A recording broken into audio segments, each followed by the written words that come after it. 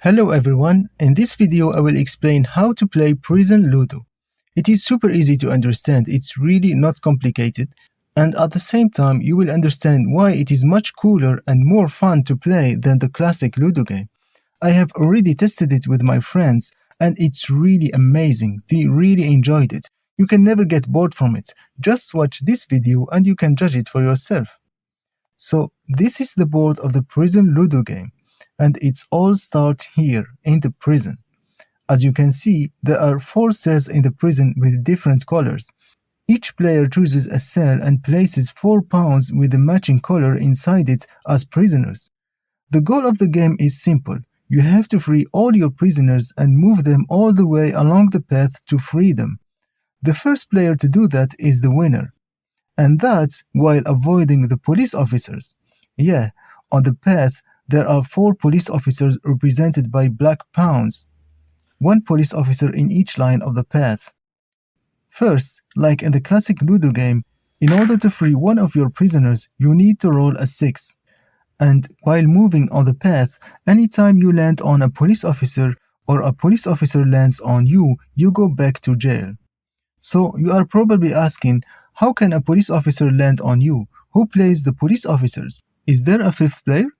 No, there is no 5th player.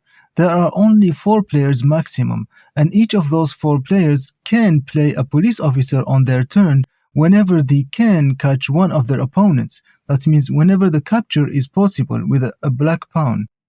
Let me explain with an example.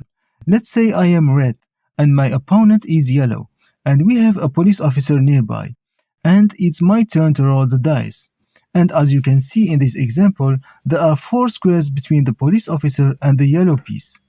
So, if I roll a 4, then it's my chance. I can play the police officer and catch the yellow piece. Then I play again and move my red piece. But if I roll any number other than 4, then I will just play my red pawn and move it forward. And you have to know that police officers can be moved forward or backward to catch opponents. Yeah, because of that, you will get the impression that there are 8 police officers in the game and not just 4. But there is a way to avoid them, I will explain it later. And along the path of the board game, there are 4 types of landing zones. We have the police station, it's represented by a black square. Obviously, anytime you land at the police station, you go back to jail. And we have the hiding zones or safe zones. They are represented by gray squares. There are 4. We have the sewage, the abandoned building, the forest, and under the bridge. When you are in a hiding zone, police officers cannot catch you. You are safe. And we have the transportation zones. They are represented by blue squares. They let you move more squares forward on the path. There are also 4 of them. We have the stolen car zone. When you land here, that means you can steal a car and move 3 squares forward. There are 2 stolen car zones in the board. We have the airports. When you land here, that means you can take a plane and move 12 squares forward. You land where you can see the mark. And we have the train. It lets you move 6 squares forward.